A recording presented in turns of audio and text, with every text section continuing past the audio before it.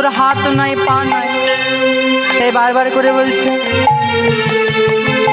তুই ছিলি রাখাল হয়েছিস ভূপাল, বসেছিস সিংহাসনে।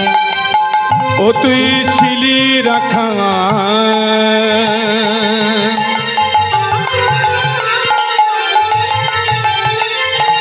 হয়েছিস ভূপাল, বসেছিস সিংহাসনে। চড়াতিস ধেনু বাজাইয়া বেনু, চড়াতিস ধেনু বাজাইয়া বেনু, চড়াতিস ধেনু বাজাইয়া বেনু। ও তুই চড়াতিস ধেন আবার বাজাইয়া বেনু। কেমন ঘুরিতিস বনে বনে, ঘুরিতিস বনে বনে। ও তুই চড়াতিস ধেনু বাজাইয়া বেনু, ঘুরিতি বনে বনে, ঘুরিতিস বনে বনে। তবে তুই যাই বল মাধু, তোর গরু চড়াই ভালো ছিল, তোর গরু চড়াই ভালো ছিল, তোর গরু চড়াই ভালো ছিল, তোর গরু চড়াই ভালো ছিল।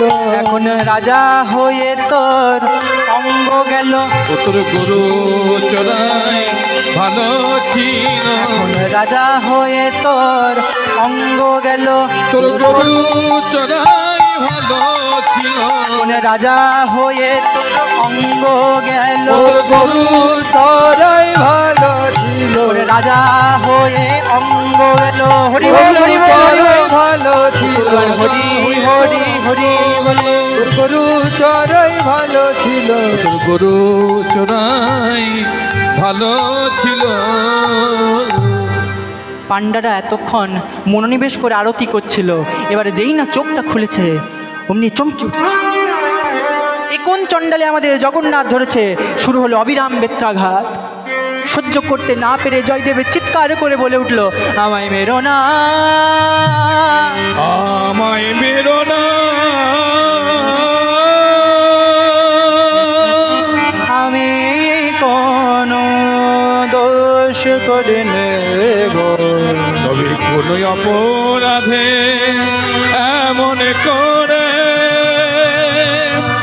এমন করে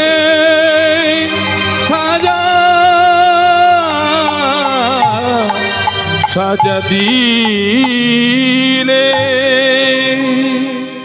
অবিরাম বেত্রাঘাত সহ্য করতে না পেরে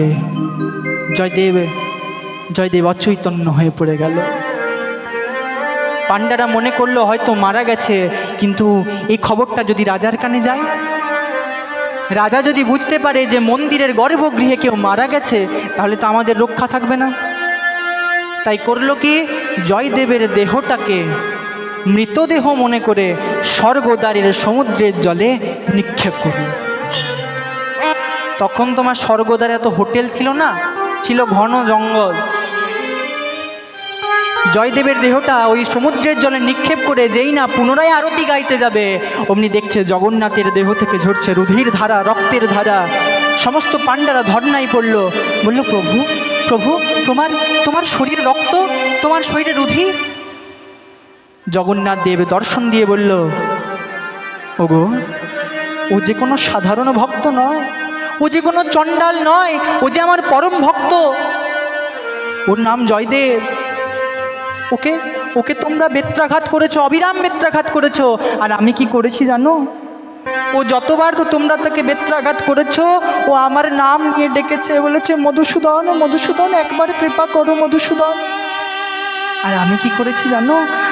আমার অঙ্গ দিয়ে আমার ভক্তকে রক্ষা করেছি। তাই তোমাদের কাছে আমি আর আরতি নেব না। প্রভু এমন কথা বলো না প্রভু, বলো তুমি কি করলে তোমার আরতিটা আমাদের সম্পূর্ণ করতে দেবে? তোমরা যাও ওই জয়দেবের কাছে যাও, আর ওই জয়দেবকে বলো যে আমাকে একবার আলিঙ্গন করতে, তবেই আমি তোমাদের কাছে আরতি গ্রহণ করব, নচেত নয়। কিন্তু প্রভু কিন্তু প্রভু জয়দেব তো মারা গেছে। মারা গেছে? হরে কৃষ্ণ রাম নাম যাহার বদনে, যাহার বদনে এই সংসারে কাহার এমন শক্তি আছে, শক্তি আছে, তরে বধিবে পরাণে। বুধিবে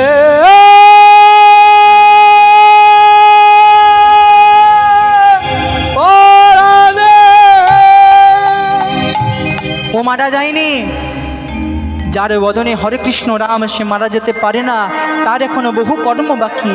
তোমরা যাও তাড়াতাড়ি করে ওই জয়দেবকে ডেকে নিয়ে এসো। যেই না জয়দেবকে ডাকতে গেছে, জয়দেব তখনও সমুদ্রের তীরে বসে বসে করেছে কি, করতালি দিচ্ছে আর বলছে হরে কৃষ্ণ রাম, হরে কৃষ্ণ রাম, হরে কৃষ্ণ রাম, কৃষ্ণ কৃষ্ণ রাম। হরে কৃষ্ণ রাম, হরে কৃষ্ণ রাম, হরে কৃষ্ণ রাম, কৃষ্ণ কৃষ্ণ রাম। হরে কৃষ্ণ রাম, হরে কৃষ্ণ রাম, হরে কৃষ্ণ রাম, কৃষ্ণ কৃষ্ণ রাম। হরে কৃষ্ণ রাম, হরে কৃষ্ণ রাম, হরে কৃষ্ণ রাম, কৃষ্ণ কৃষ্ণ রাম। জয়দেব, জয়দেব, জয়দেব, আমাদের ভুল হয়ে গেছে। তুমি চলো, তুমি চলো, তুমি যত ইচ্ছে প্রভুকে আলিঙ্গন করবে। জয়দেব এসে জগন্নাথকে আলিঙ্গন করলো। জগন্নাথের রুধির ধারা বন্ধ হলো।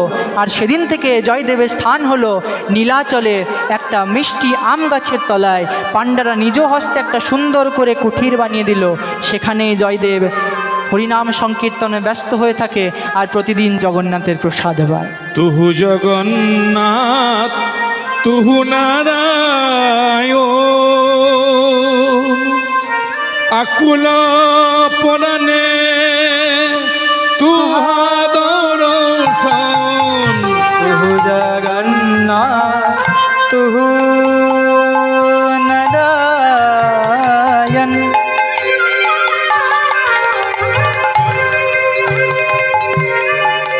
আকুল পরাণে তুহা দর্শন। তুহু জগন্নাথ, তুহু নারায়ণ, আকুল পরাণে হরি বল, হরি বল। তুহা দর্শন। তুহু জগন্নাথ, তুহু নারায়ণ, আকুল পরাণে তুহর রসন। তুমি যেও না, যেও না, নিদয়া হইও না। তুমি যেও না, যেও না, নিদয়া হয় না।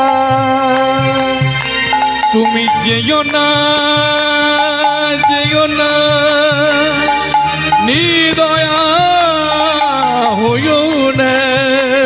তুমি যেও না, যেও না, নিদয়া হয় না। ক্ষণিক দাঁড়াও হরি, ক্ষণিক দাঁড়াও হরি। কিন্তু মা, এই জয়দেবের উন্মাদ দশা কাটবে কি করে? রামকৃষ্ণ ঠাকুরের পাশে যদি সারদামণি না থাকতেন, তাহলে রামকৃষ্ণ ঠাকুর হতেন না। বিল্বমঙ্গলের পাশে যদি চিন্তামণি না থাকতেন, হয়তো বিল্বমঙ্গল ঠাকুর শ্রীকৃষ্ণ কর্ণামৃত গ্রন্থটা রচনা করতে পারত না। বিদ্যাপতির পাশে যদি লক্ষ্মীরানী না থাকতেন, তাহলে শ্রীকৃষ্ণ পদ রচিত হতো না। ঠিক তেমনি জয়দেব গোস্বামীর বামে যদি পদ্মাবতী না থাকতেন, নিষ্কাম প্রেম প্রচার করবার জন্য জয়দেব গোস্বামী এই গীত গোবিন্দম কাব্যটি রচনা করতে পারতেন না। তাহলে জয়দেবের উন্মাদ দশা কাটবে কবে? পদকর্তা মহাজন কলম দিলেন, পদ্মাবতী সহ সঙ্গ যখন ঘটিবে, যখন ঘটিবে উন্মাদ মহারোগ, জয়দেবের দূরে শুনে দূরে যাবে। সরে যাবে। তাহলে প্রথমে আমাদের জানতে হবে পদ্মাবতীকে। পদ্মাবতীর বাড়ি কোথায়? পদ্মাবতীর বাড়ি হচ্ছে অবন্তীনগর, যার বর্তমান নাম ভুবনেশ্বর। মাতার নাম গৌরী দেবী, পিতার নাম সুদেব ব্রাহ্মণ। সুদেব আর গৌরী দেবীর বিবাহের দীর্ঘদিন কোনো সন্তান সন্ততি জন্মগ্রহণ করেন। অনেকে বন্ধা বলে মুখ দর্শন করত না, এটাই আমাদের জগতের নিয়ম। ভগবান আমাদের খেলাচ্ছেন, আমরা নিজের মতো খেলছি তো। আজকে এত বড় বাড়ি করছি, লোককে কি বলছি, দেখো দেখো আমার বাড়ি, আমার গাড়ি, আমার টাকা, আমার জমি সম্পত্তি। কিন্তু যেদিন যাব, কি নিয়ে যাব? বাড়িটা নিয়ে যাবেন? পিছনের মায়েরা বাড়িটা নিয়ে যাবেন? যেদিন যাবেন গাড়িটা নিয়ে যাবেন? কোমরের ডোরটাও বলবে খুলে রেখে যা, জামা প্যান্ট তো দেবেই না। আজকে আপনার গায়ে জোর আছে, আপনি সংসারে বলছেন এটা আমার। যেদিন শ্মশানে ঘাটে চলে যাবেন চারজনের কাঁধে চেপে, যেদিন জীবনের রাত্রিবেলা হয়ে যাবে, সেদিন আর কেউ দেখতে আসবে না, কেউ খবর নিতে আসবে না যে কেমন আছেন, এটা কি তোমার বাড়ি? তখন আপনারা বৌমা, তখন আপনারা যা প্রজন্ম আসবে, উত্তরাধিকার আসবে, তারা বলবে এটা আমার। আপনি যে সম্পত্তিগুলো কিনে রাখছেন, সোনা কিনছেন, গয়না কিনছেন, সেগুলো কাদের হবে? আপনার পরবর্তী প্রজন্মের। আমাদের ভালোবাসা কতক্ষণ? বাবাকে বলি বাবা একটা মোবাইল দাও, স্যামসাং গ্যালাক্সি S24 আলট্রা দাও, এই দাও সেই দাও, গাড়ি কিনে দাও। যখনই বাবা বলবে আমার সামর্থ্য নাই, বাবার প্রতি ভালোবাসাও নাই। আমাদের ভালোবাসা কতক্ষণ? না স্বার্থ যতক্ষণ। তাই যেদিন শ্মশান ঘাটে চলে যাব, সেদিন কি হবে একটু পরিবেশটা বর্ণনা করব। ও তোর সোনা রঙ্গ হবে ভঙ্গ রে, ও তোর সোনা রঙ্গ হবে ভঙ্গ রে, ও তুই যেদিন পড়ে হবি ছাই, নীলাকাশে যাবি উড়ে কয়লারি ধোয়ায়, নীলাকাশে যাবি উড়ে কয়লারি ধোয়ায়, ও তোর সোনা রঙ্গ হবে ভঙ্গ রে, ও তোর সোনার অঙ্গ হবে ভঙ্গ রে, তুই যেদিন পড়ে হবি ছাই, নীলাকাশে যাবি উড়ে কয়লারি ধোঁয়ায়, নীলাকাশে যাবি উড়ে কয়লারি ধোঁয়ায়, জ্বালবে অঙ্গ খুঁজে খুঁজে, মারবে বাড়ি হাড়ের গিঠে রে, জ্বালবে অঙ্গ খুঁজে খুঁজে, মারবে বাড়ি হাড়ের গিঠে রে, জ্বালবে অঙ্গ কুচে কুচে, মারবে বাড়ি হাড়ের গিঠে রে, ও তোর পিঠের চামড়া যাবে ফেটে রে, ও তোর পিঠের চামড়া যাবে ফেটে রে, সেদিন হাত বোলাবে কে তোর গান, নীলাকাশে যাবি উড়ে কয়লারি ধোঁয়ায়, নীলাকাশে যাবি উড়ে কয়লারি ধোঁয়ায়, সেদিন নাম যাবে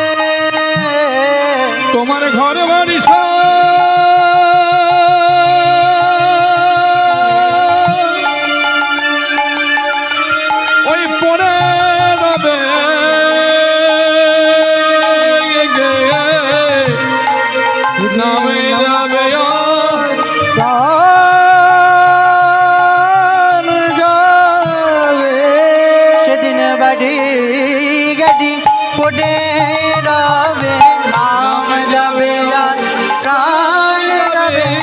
গাড়ি গাড়ি পড়ে রবে, নাম যাবে আর প্রাণ যাবে। একা এসে একা যেতে হবে, ও নামে যাবে আর প্রাণ যাবে। সেদিনে ধরা ছেড়ে যেতে হবে। ও নামে যাবে আর প্রাণ যাবে। সঙ্গে কিছুই যাবে না গো। নাম আনন্দের যাবে তাই গো, হরি বল, হরি বল, হরি বল। ধরা ছেড়ে যেতে হবে। নাম যাবে আর প্রাণ ও যাবে। তোর নামে যাবে আর তোর প্রাণ যাবে গে।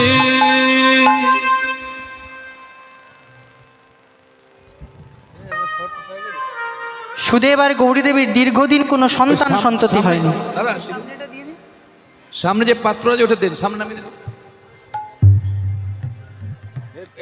উত্তরটা পেতে সামনে সুবিধা হবে, ডিস্টার্ব হবে না।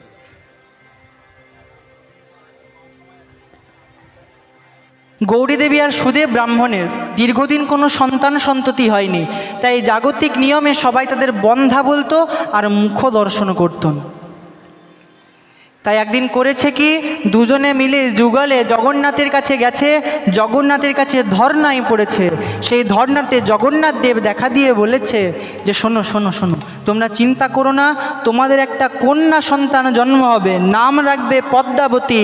আর যখনই 16 বছর পূর্ণ হবে অমনি তুমি আমার কাছে এনে এই পুরীধামের সেবাদাসিনী করতে হবে। আজকে পদ্মাবতী 16 বৎসর পূর্ণ হয়েছে। মা বলেছে জানিস পদ্মা, এইরকম ব্যাপার, আমরা জগন্নাথ দেবকে, জগতের নাথকে কথা দিয়ে রেখেছি, তোকে যে যেতেই হবে মা। তাই পদ্মা আনন্দিত হয়ে পড়ে বলছে, মা এ তো কোনো পাপ কাজ নয়, এ তো ভালো কাজ। তাই মাকে বারবার করে নিবেদন করে বলছে, দে দয়াময় সাজাইয়ে দে মা, আমি তোর রাজ্য নন্দিনী। দে দে আমায় সাজাই দে মা, আমি তো রাজনন্দিনী। দে দে আমায় সাজাইয়ে দে মা, রাজনন্দিনী। ওগো দে দে আমায় সাজাই দে মা, রাজনন্দিনী। তার শোনে যাব আমি হব সেবা দাসী। পিতার সনে যাবো আমি হব সেবা দাসী। দে দে আমায় সাজাই দে মা, রাজনন্দিনী। দে দে আমায় সাজায় দে মা, রাজনন্দিনী। উলুধ্বনি মাইনা। দে দে আমায় সাজাইয়ে দে মা, রাজনন্দিনী নন্দিনী। দে দে আমায় সাজায় দে মা, রাজনন্দিনী। এক টানাতে বেঁধে দিলেন দোতারারি সুর।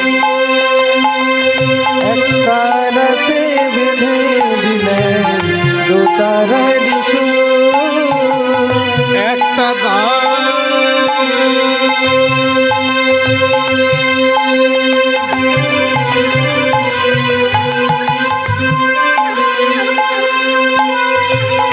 একটা রাতে বেঁধে দিলেন দোতারারি সুর। একই দেহেরা আর কৃষ্ণ সুমধুর। একই দেহে রামার কৃষ্ণ সুমধুর। দে দে আমায় সাজায় দে মা, রাজনন্দিনী। দে দে আমায় সাজায় দে মা, রাজনন্দিনী। ওগো পিতার সঙ্গে যাব আমি হব সেবা দাসী।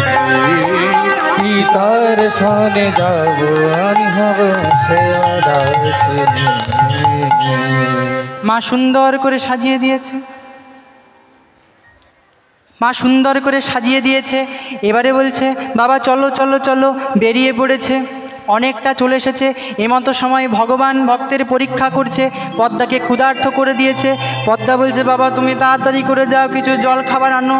এরে পদ্মার বাবা সুদেব ব্রাহ্মণ করেছে কি কিছু ফলমূল পাড়তে গেছে, তখন ভগবান পদ্মাকে দেখা দিয়ে বলছে যাই একবার দেখে আসি। জয়দেবের কাছে যাচ্ছে, যে সে ভক্ত হলে হবে না, একটু ভালো করে ঘষে মেজে নিতে হবে। তাই এসেছে, কেমন করে এসেছে না যেমন করে জয়দেবের কাছে যেত সেরকম করে এসেছে। এসে পরে বলছে পদ্মা দিদি, ও পদ্মা দিদি। পদ্মা চমকে উঠেছে, আমার তো কোনো ভাই নেই, আর আমরা তো গ্রাম থেকে অনেক দূরে দূরে চলে এসেছি, তাহলে কে আমায় দিদি দিদি বলে ডাকে? বলছে এই ছেলে, তুই যে আমাকে দিদি বললি, তুই আমাকে চিনিস? তুই আমাকে জানিস? দেখো যেমন ভক্ত সেরকম ভক্তের লীলা সঙ্গিনী, কত সুন্দর বলছে। জয়দেব তোমাকে প্রথম দেখায় একই প্রশ্ন করেছিল, তুই আমাকে চিনিস, তুই আমাকে জানিস? বলছে তোমাকে আমি চিনি, তোমার নাম পদ্মাবতী, তুমি এখন চলেছো জগন্নাথের কাছে। তো পদ্মা দিদি, আমি জানো, আমি মেয়েদের হাত দেখে বলে দিতে পারি যে তার ভাগ্যে কি লেখা আছে। তা বল তো ভাই, আমার হাতে কি লেখা আছে বল। কি লেখা আছে জানিস দিদি? দিদি তোর এবারে ফুল ফুটেছে, দিদি তোর ফুল ফুটেছে, দিদি ফুল ফুটেছে, মরা গাঙ্গে জোরে দিদি জোয়ার লেগেছে, মোরা ডালে ওরে দিদি জোয়ার লেগেছে, মরা গাঙ্গে জোরে দিদি জোয়ার লেগেছে। দিদি ফুল ফুটেছে, দিদি ফুল ফুটেছে, দিদি ফুল ফুটেছে। এর মানে কি? ফুল ফুটেছে মানে কি? শোন দিদি শোন, তুই যেখানে যাচ্ছিস সেখানে তোর বিয়ে হয়ে যাবে, আর বিয়ে যার সাথে হবে সে হচ্ছে ছাই চাপা আগুন, এখন তার উপর উন্মাদরূপী ভস্য আছে, কিন্তু যখনই তোর সাথে বিয়ে হবে তখনই তার উন্মাদরূপী ভস্য সরে যাবে, জ্ঞানের প্রদীপ প্রজ্বলিত হবে। যা দিদি যা, তুই একদিনের জগমাঝে প্রচারিত হবি, প্রকাশিত হবি। আর শোন দিদি শোন, একটা কথা, এই ভাইটাকে কিন্তু ভুলে যাস না। আমি তো দধি, আমি তো মাখন দধির ইয়ে করি, আমার কাছে গরু আছে, তো তুই আমাকে তোর বিয়েতে নিমন্ত্রণ করিস, আর যত দধি লাগবে, যত মিষ্টি লাগবে, যত রাজভোগ লাগবে আমি দেব। আরে শোন ভাই, তুই তো না হয় দধি দিবি, তা তুই এক কাজ কর, তোর ঠিকানাটা বলে দে। ভগবান চমকে উঠেছে, এ তো জয়দেবের অনেক উপরে। জয়দেবে বলেছিল তোর নাম কি, আর এ তো একদম গোটা আধার কার্ডে যাইছে, কি করা যায়? বলছে আমার নাম কানাই ঘোষ, আমার নাম কানাই ঘোষ, তবে সবাই আমাকে এত ভালো করে চেনে না দিদি। চেনে না দিদি, যখন পত্র লিখবি তখন দাদার নামটাও দিয়ে দিবি, দাদার নামটাও দিয়ে দিবি। আমার নাম কানাই ঘোষ, আমার নাম হলো কানাই ঘোষ, আমার দাদার নাম বলাই ঘোষ। দাদার নামে বলাই ঘোষ। আরে জেলা কি লিখবি জানিস? আমার জেলা হলো মেদিনীপুর।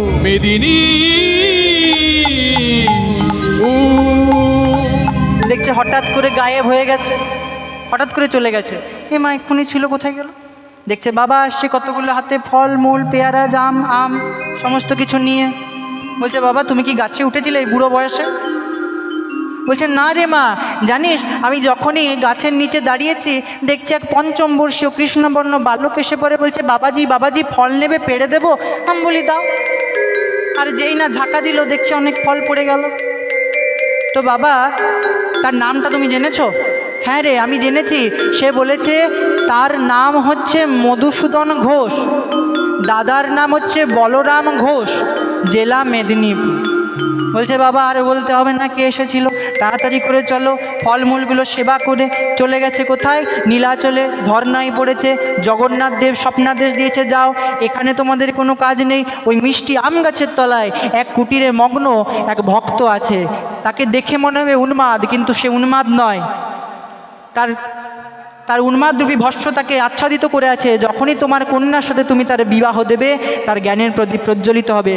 তাই যাও আজকেই গোধূলি লগ্নে ওই জয়দেবের সাথে তোমার কন্যা পদ্মাবতীর বিবাহ দাও।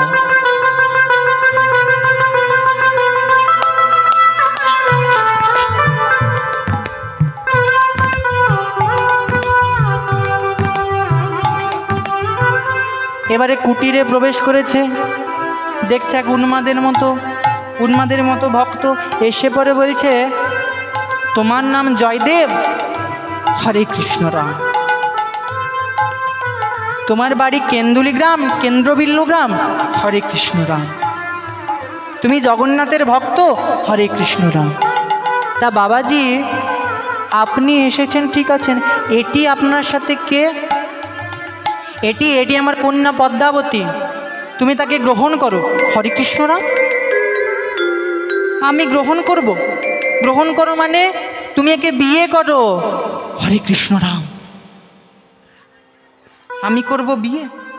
আমার না আছে চাল, না আছে চুলো, আমি মাঝে মাঝে খেতে পাই, মাঝে মাঝে পাই না। তখন পদ্মাবতী বলছে, তুমি যা খাবে আমি তাই খাবো। তুমি জানো আমি মাঝে মাঝে উপবাস দিয়ে থাকি। আমিও উপবাস দেব। আমি সারাদিন নগর কীর্তন করে বেড়াই। আমিও তোমার সাথে নগর কীর্তন করব। আমি শুধু জগন্নাথের কোনো দিন প্রসাদ পাই, কোনো দিন পাই না। আমিও কোনো দিন প্রসাদ পাবো, আবার কোনোদিন প্রসাদ পাবো না।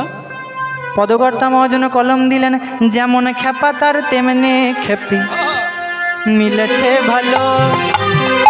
যেমন খেপা তেমনি খেপি, মিলেছে ভালো ভালো। যেমন খেপা তেমনি খেপি, মিলেছে ভালো। যেমন খেপা তেমনি খেপি, মিলেছে ভালো। ভাবের ঘরে ভাগ জমাতে বিধি মিলালো। ও কি ভাবের ঘরে ভাবে জমাতে বিধি মিলালো। ভাবের ঘরে ভাগ জমাতে বিধি মিলালো। ভাবের ঘরে ভাগ জমাতে বিধি মিলালো। রতি সুখ সার বতম বিষারে, ধীর সমীরে যমুনার তীর। রতি সুখ সারে কত মহিষারে, হীর সমীরে যমুনার কুল। দেখো বসতে বনে বনে বনমালি মালে। বসতে বনে বন বনমালী। বসতে বনে বনে বনমালি। বসতে বনে বন বনমালী। যেই না জয়দেবের সাথে পদ্মাবতীর বিয়ে হলো, অমনি উন্মাদরূপী ভস্য সরে গেল, জ্ঞানের প্রদীপ প্রজ্বলিত হলো। আর জয়দেব ওই নীলাচল ধামে বসে লিখে ফেলল 10 অবতার বন্দনা। জগন্নাথ দেব স্বপ্নাদেশ দিল, জয়দেব চলে যাও সেই কেন্দুলি গ্রামে, সেখানেই তোমার ভবিষ্যৎ তোমার জন্য অপেক্ষা করছে। আজ পদ্মাবতীকে বামে নিয়ে জয়দেবে চলে এলো কেন্দুলি গ্রামে। লক্ষণ সেন, বনলাল সেন তৎকালীন জমিদার জয়দেবকে গুরু হিসাবে মান্যতা দিল। বলল, গুরুদেব কি গুরুদক্ষিণা চাই? বলছে, বেশি কিছু চাই না, ওই কদমখুন্ডির ঘাটে একটা সুন্দর দেখে মাটির ঘর, পাতার বেড়া দেওয়া, খড়ের ছাউনি একটা ভালো করে ঘর করে দাও, সেখানেই আমি পদ্মাবতীকে সঙ্গে নিয়ে শুরু করব আমার ভজন সাধন। সুন্দর করে ভজন সাধন করছে। এদিকে গীত গোবিন্দম 10ম অধ্যায় লেখা হয়ে গেছে, একদম শেষে চলে এসেছে। স্মরগরল খণ্ডলম মম শির শ্রীমণ্ডলম। তারপর তিনি কি লিখবেন ঠিক করতে পারছেন না। সকাল গড়িয়ে দুপুর হলো, দুপুর গড়িয়ে বিকেল হলো, বিকেল গড়িয়ে সন্ধে হলো, সন্ধে গড়িয়ে ভোর হলো। প্রভাত হতে স্ত্রী পদ্মাবতী বলল, স্বামী আমি জানি, বুঝতে পারছি যে তোমার কলম থেমে গেছে।